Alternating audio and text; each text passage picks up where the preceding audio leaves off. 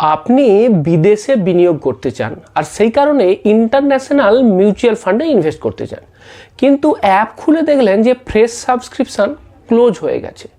এইবার অনেকেই হয়তো ভাবছেন যে সমস্ত ইন্টারন্যাশনাল ফান্ডেই বুঝি বিদেশে বিনিয়োগ বন্ধ হয়ে গেছে। ব্যাপারটা কিন্তু তা নয়। কিছু কিছু মিউচুয়াল ফান্ড এখনও আছে যেখানেতে এখনও কিন্তু আপনি ইনভেস্ট করতে পারবেন। আজকের ভিডিওতে আমরা জানবো যে কেন অনেক মিউচুয়াল ফান্ডেতে আর ইনভেস্ট করা যাচ্ছে না, কোন কোন মিউচুয়াল ফান্ড এখনও আছে যেগুলোতে আপনি ইনভেস্ট করতে পারবেন, আর সবথেকে ইম্পর্টেন্ট যে বর্তমান সময়ে ইন্টারন্যাশনাল ফান্ডেতে ইনভেস্ট করা আদৌ কি বুদ্ধিমানের কাজ। সমস্ত প্রশ্নের উত্তর খোঁজার চেষ্টা করব। নমস্কার বন্ধুরা, আমি শিশির, একজন NISM certified mutual fund distributor. সবার প্রথমে আসি যে কেন কিছু কিছু মিউচুয়াল ফান্ড আর নতুন করে ফ্রেশ সাবস্ক্রিপশান নিচ্ছে না ইন্টারন্যাশনাল ফান্ডের ক্ষেত্রে। দেখুন, RBIয়ের একটা লিমিট আছে যে ম্যাক্সিমাম কত টাকা বিদেশি কোম্পানির শেয়ারেতে ইনভেস্ট করা যায়। এইবার হয়েছে কি যে কোনো মিউচুয়াল ফান্ড হাউস অলরেডি যারা আগে থেকে ইনভেস্ট করছিল তাদের ক্ষেত্রে তাদের যে কোটা, সেই কোটাটা পূর্ণ হয়ে গেছে। যেহেতু সেই কোটা পূর্ণ হয়ে গেছে, তারা আর নতুন করে সেই মিউচুয়াল ফান্ডগুলোতে আর সাবস্ক্রিপশান নিতে পারছে না। কিন্তু কিছু কিছু ফান্ড হাউস আছে যাদের এখনও কোটা পূর্ণ হয়নি, মানে যাদের এখনও লিমিট আছে ফ্রেশ ইনভেস্ট করার জন্য। সেই সমস্ত মিউচুয়াল ফান্ডগুলো কিন্তু এখনও চাইলে পাবলিকের কাছ থেকে মিউচুয়াল ফান্ডে টাকা নিতে পারবে। সেটা SIPর থ্রু দিয়ে হতে পারে বা কোনো ক্ষেত্রে লামসামও হতে পারে। তো তাদের ক্ষেত্রে কিন্তু আপনি চাইলে এখনও কিন্তু SIP বা লামসামেতে ইনভেস্ট করতে পারবেন। এইবার সবথেকে যেটা গুরুত্বপূর্ণ যে তাহলে কোন কোন মিউচুয়াল ফান্ড আছে যেগুলোতে এখনও আমি চাইলে ইন্টারন্যাশনাল ফান্ডেতে ইনভেস্ট করতে পারি। দেখুন, এখনও 12টা মিউচুয়াল ফান্ড এমন আছে যেগুলোর থ্রু দিয়ে আপনি ভারতের বাইরে মানে বিদেশেতে ইনভেস্ট করতে পারবেন। কোন কোন মিউচুয়াল ফান্ড, তারা কোন কোন দেশের স্টকেতে বা কোন কোন দেশের শেয়ারেতে ইনভেস্ট করে, সেই সম্বন্ধে আমরা জানবো একে একে। প্রথম fund Franklin India US opportunities active fund of fund. সুতরাং নাম শুনেই বুঝতে পারছেন যে এটা US-এর ভেতরেতে যে সমস্ত গ্রোথ কোম্পানি আছে সেই সমস্ত কোম্পানির শেয়ারেতে এখানে ইনভেস্ট করবে। এই মিউচুয়াল ফান্ডের ক্ষেত্রে আপনি SIP লামসাম দুটোই করতে পারবেন, মানে দুটো রাস্তাই এখনও খোলা আছে। 2 নম্বর fund Baroda BNP Paribas aqua fund of fund. নামটা শুনে বুঝতে পারছেন এখানে অ্যাকোয়া লেখা আছে, তার মানে অ্যাকোয়া মানে কি ওয়াটার রিলেটেড। তাহলে এটা কিন্তু একটা থিমেটিক ফান্ড যেখানে গ্লোবাল ওয়াটার রিলেটেড যে থিম আছে বা যে স্টকগুলো এই থিমটাকে সাপোর্ট করছে সেই ধরনের স্টকেতে এখানেতে ইনভেস্ট হয়। এখানেও কিন্তু লামসাম আর SIP দুটোই এখনও করা যাচ্ছে। 3 নম্বর fund Franklin India Asian equity fund. এখানে এশিয়ান মার্কেটেতে বিশেষ করে ইনভেস্ট হবে। এশিয়ান মার্কেট মানে কি, যেমন ধরুন জাপান, চীন, তাইওয়ান, এগুলো সমস্ত এশিয়ান মার্কেট। এই সমস্ত দেশের স্টক বা শেয়ারেতে এখানে ইনভেস্ট হবে। এখানেও কিন্তু SIP আর লামসাম দুটোই হবে। তো 3টে ফান্ডের নাম বললাম। এর পরের যে 9টা ফান্ড বলবো সেই 9টা ফান্ডেতে কিন্তু শুধুমাত্র SIP করা যাবে, সেখানে কিন্তু লামসাম হবে না। সেই 9টা ফান্ড কি একে একে নামগুলো বলে দিই, আর বলে দিই যে সেইগুলো কোন দেশেতে ইনভেস্ট হচ্ছে। 4 নম্বর যেটা ফান্ড সেটা হচ্ছে এডেলওয়াইজ US টেকনোলজি ইকুইটি ফান্ড। নামটা শুনেই বুঝতে পারছেন যে US মানে আমেরিকার কোম্পানিতে ইনভেস্ট হবে এবং টেকনোলজি কোম্পানিতে ইনভেস্ট হবে। এখানে SIP শুধু করতে পারবেন। তারপরে আরেকটা ফান্ড আছে সেটা হচ্ছে Edelweiss Europe dynamic equity offshore fund.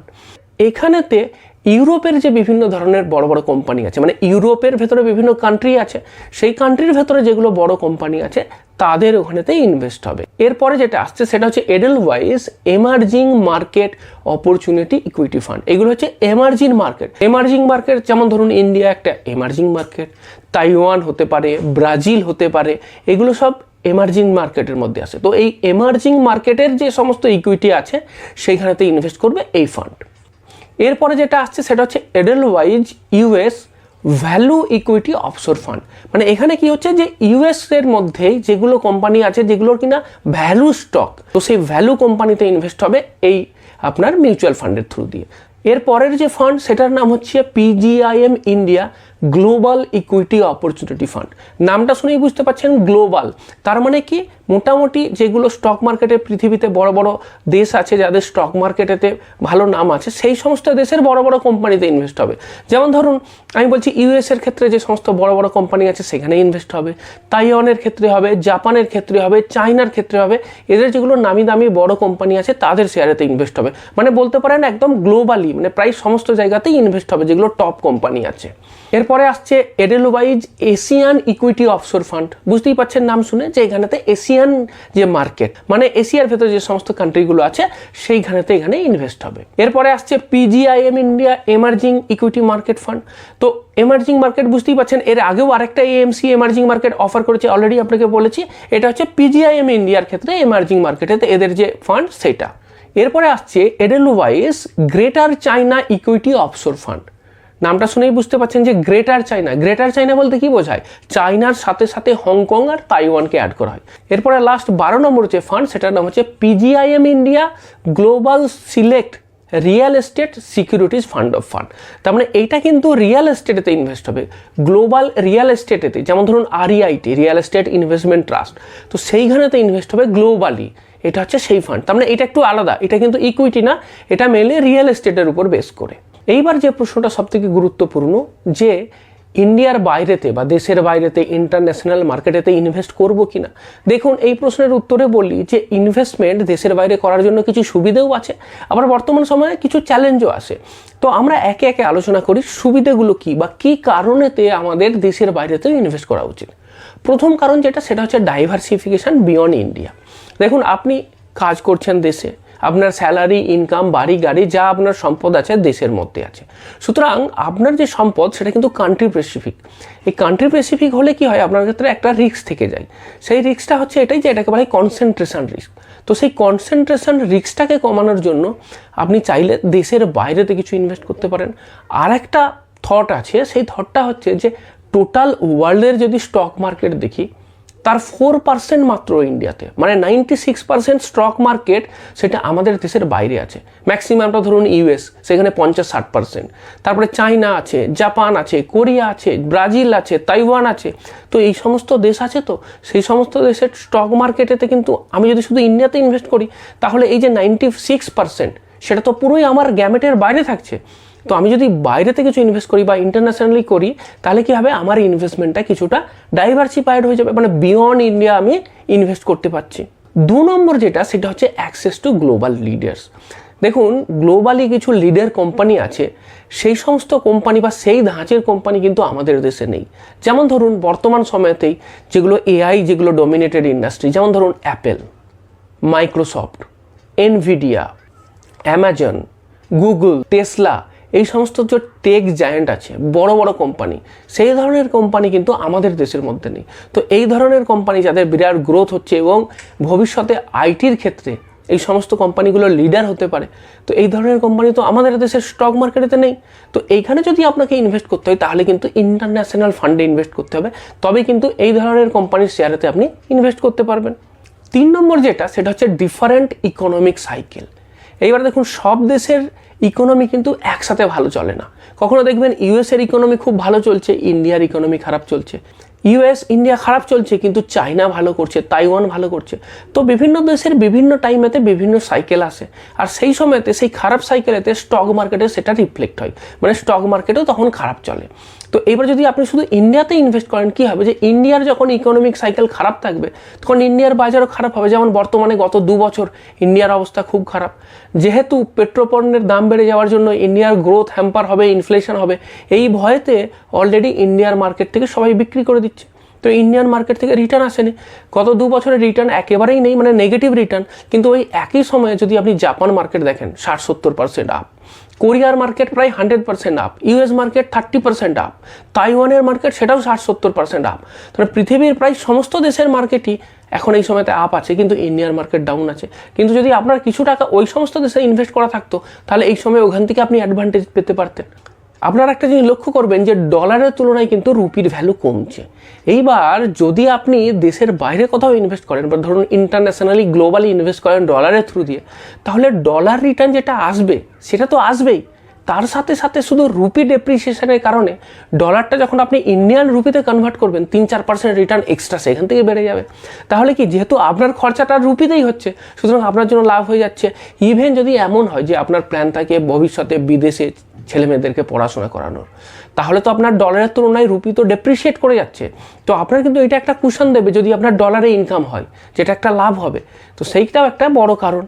সুতরাং আপনি বুঝতেই পারছেন যে আমাদের দেশের বাইরে ইন্টারন্যাশনালি ইনভেস্ট করার কিন্তু কতগুলো অ্যাডভান্টেজ আছে।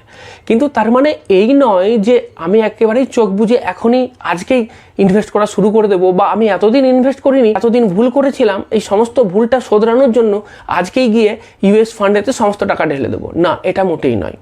বর্তমান সময়েতে আমেরিকার মার্কেট বলুন বা বিদেশের সমস্ত মার্কেটই কিন্তু ওভারহিটেড মার্কেট, ভ্যালু কিন্তু অলরেডি অনেক বেড়ে আছে। সুতরাং আমাদের যদি ইনভেস্ট করতে হয় দেখে শুনে ইনভেস্ট করতে হবে। এমন নয় যে একবারে ইনভেস্ট করব, বরং আমি কি করব যে আমি সিস্টেমেটিক্যালি এসআইপির থ্রু দিয়ে ধীরে ধীরে ইনভেস্ট করব। আর দ্বিতীয় যেটা মনে রাখতে হবে সেটা হচ্ছে কিন্তু আমার ইনভেস্টমেন্ট টেনিওরটা কিন্তু লম্বা রাখতে হবে। কারণ গত 2 বছরে এই মার্কেটটা এমনই আপ হয়ে গেছে, কোথাও কোথাও তো 50% 60%-এর উপর বেড়ে গেছে। 2 বছরে যদি 60% বেড়ে যায়, খুব চান্স যে আগামী 2 বছরে কিছুই বাড়লো না বা কমে গেল। কারণ একটা সময় পরে কিন্তু ওই ল অফ অ্যাভারেজটা কাজ করে। যদি 5 বছরের রিটার্ন 2 বছরে দিয়ে দেয় না, তাহলে আগামী 3 বছর রিটার্ন না হওয়ার সম্ভাবনাই বেশি। ইন্ডিয়ান মার্কেটকে দেখেও তো বুঝতে পারছেন, করোনার পরেতে 2000 থেকে 2024 সাল পর্যন্ত কীরকম লাফিয়ে লাফিয়ে বাড়ছিল, 2024 থেকে 26 কীরকম পেন হচ্ছে সেটা আপনারা নিজেরাই দেখতে পাচ্ছেন। কেন এরকম হলো? কারণ গত 4 বছরে 6 বছরের রিটার্ন একবারে দিয়ে দিয়েছিল। এখানেও তাই, যেহেতু এখানে অনেকটা বেশি রিটার্ন দিয়ে দিয়েছে, সুতরাং রিসেন্সি বায়াস হিসাবে এখন সবাই কিন্তু ওইখানে দৌড়বো বা ওখানে বেশি বেশি করে ইনভেস্ট করবো এরকম নয়। আপনাকে আমি শো করছি যে 12টা ফান্ডের নাম আপনাকে আমি বললাম যেখানে এখনও ইনভেস্ট করার সুযোগ আছে, সেই ফান্ডগুলোর রিটার্নটা কেমন হয়েছে একবার দেখুন তো। আমি প্রতিটা আপনাকে রিড করব না, একটা দুটো রিড করে বলে দিচ্ছি, বাকিটা আপনি দেখে নিন। দেখুন, আপনাকে আমি এক্সাম্পল হিসাবেই দিচ্ছি। যেমন ধরুন একটা fund এডেলওয়াইজ US value equity offshore fund, 1 বছরে 84.8% রিটার্ন, মানে 1 বছরে প্রায় ডবল হয়ে গেছে। তারপরটা দেখুন Edelweiss greater China offshore fund, 72% return. Franklin Asia equity 57.5%। দেখুন এ পুরো চারটা দেখুন, প্রতিটা ক্ষেত্রে 30%-এর উপরে 50, 60, 70% পর্যন্ত রিটার্ন দিয়েছে। এইবার যদি 1 বছরে এত রিটার্ন দিয়ে দেয়, তো আগামী দিনে কিন্তু বিরাট চান্স আছে যে আর এরকম বেশি রিটার্ন না দেবার, বা মিউটেড রিটার্ন, ইভেন নেগেটিভ রিটার্নও দিতে পারে। তো সেইটা কিন্তু আমাদের মাথায় রাখতে হবে। আর সেই কারণের জন্য এই হাই ভ্যালুয়েশনে হঠাৎ করে বিরাট অ্যামাউন্ট ইনভেস্ট করা কিন্তু এখানে চলবে না। 2 নম্বর যেটা, সেটা হচ্ছে যে গ্লোবাল মার্কেট, সেটাও কিন্তু ক্র্যাশ করে। এইরকম কিন্তু নয় যে গ্লোবাল মার্কেট মানে সবসময় বাড়বে। ইন্ডিয়ান মার্কেট যেমন গত 2 বছরে কিছুই পারফর্ম করেনি, কোনো রিটার্ন দেয়নি, উল্টে নেগেটিভ রিটার্ন দিয়েছে। এটা ভাববেন না যে ইউএস মার্কেট মানে রিস্ক ফ্রি। ইউএস মার্কেটে তো বিরাট ক্র্যাশ করে এবং বিরাট ভোলাটাইল। অনেক কেসেতে এই গ্লোবাল মার্কেট, এই জাপানের মার্কেট, তাইওয়ানের মার্কেট, এই মার্কেটেও কিন্তু দীর্ঘদিন কোনো রিটার্ন দেয়নি। তারপরে এখন হঠাৎ করে অনেকটা বেশি দিয়ে দিয়েছে, আগামী দিনে আবার অনেক দিন নাও দিতে পারে। এইটা কিন্তু আমাদের মাথাতে রাখতে হবে। 3 নম্বর যেটা, সেটা হচ্ছে যে ডোন্ট চেঞ্জ পাস্ট পারফরমেন্স, যেটা অলরেডি ভালো রিটার্ন দিয়ে দিয়েছে, আগামী দিনে খুব সম্ভাবনা আছে যে সেইখান থেকে ভালো রিটার্ন না দেওয়ার, বরং উল্টোটা, যেখানে অনেক দিন ভালো রিটার্ন দিতে পারেনি সেইখানে এবার কিন্তু সময় এসেছে ভালো রিটার্ন দেবার। সুতরাং আপনাকে এটা মাথায় রাখতে হবে যে আমি যদি ওখানে ইনভেস্ট করতেও চাই, গ্লোবাল মার্কেটে ইনভেস্ট করতে হবে, ইয়েস, লজিক্যালি ইয়েস। কতটা করা উচিত? আপনার ইনভেস্টমেন্টের 10 থেকে 20%। বিশেষ করে যদি আপনার পোর্টফোলিও ভ্যালু 30-40 লাখের বেশি হয়ে যায়, তাহলে আমি অবশ্যই বলবো যে গ্লোবাল মার্কেটে আপনার ইনভেস্টমেন্ট দরকার। আমি অবশ্যই বলবো সোনার উপরেও ইনভেস্ট দরকার। আমি অবশ্যই বলবো যে আপনি ডেট প্রোডাক্টেও ইনভেস্ট করুন, কিন্তু এটা ইনভেস্ট করবেন শুধুমাত্র এইটা ভেবে যে আমি এখানে ডাইভার্সিফিকেশনের জন্য ইনভেস্ট করছি। জিওগ্রাফিক্যাল কনসেন্ট্রেশন যে রিস্কটা থেকে যাচ্ছে সেইটাকে মিটিগেট করার জন্য বা সেটাকে কম করার জন্য এখানে ইনভেস্ট করছি। কখনোই এটা ভেবে ইনভেস্ট করবেন না যে গত 2 বছরেতে জাপানের মার্কেট বিরাট রিটার্ন দিয়ে দিয়েছে, তাইওয়ানের মার্কেট বিরাট রিটার্ন দিয়ে দিয়েছে, বা চায়নার মার্কেট, ইউএস মার্কেট বিরাট রিটার্ন দিয়েছে, আমার তো এখানে রিটার্ন দেয়নি, সুতরাং এখন এখানে ইনভেস্ট করি, আগামী দিনে তো এখান থেকেও বিরাট রিটার্ন পাবো। নো, যদি এইটা আপনার কারণ হয় যে শুধুমাত্র রিটার্ন বেশি দিয়েছে সেই কারণের জন্য আমি ইউএস মার্কেটে ইনভেস্ট করতে চাইছি, তাহলে আমি বলবো একদমই করবেন না। তাহলে কিন্তু আপনার আগামী দিনে পস্তানোর চান্সই বেশি হবে। কিন্তু যদি আপনি ভাবেন যে না, আমার সাফিসিয়েন্ট ইন্ডিয়াতে ইনভেস্টমেন্ট হয়ে গেছে, পোর্টফোলিও অ্যামাউন্ট বড় আছে, ধীরে ধীরে ইনভেস্ট করবো, আর সব থেকে বেশি ইম্পর্টেন্ট আগামী 5-7 বছর ধরে ইউএস মার্কেটেতে ইনভেস্ট করব, তাহলে বলবো ক্যারি অন, গো অ্যাহেড, এগিয়ে যান। এখানে তো আপনি ইনভেস্ট করতেই পারেন। মিউচুয়াল ফান্ডে ইনভেস্ট করতে চান, মিউচুয়াল ফান্ডের পোর্টফোলিও ক্রিয়েট করতে চান, এক্সিস্টিং পোর্টফোলিও রিভিউ করতে চান, বা আমার থ্রু দিয়ে ইনভেস্ট করতে চান, তাহলে স্ক্রিনে দেওয়া নম্বরটাতে যোগাযোগ করতে পারেন।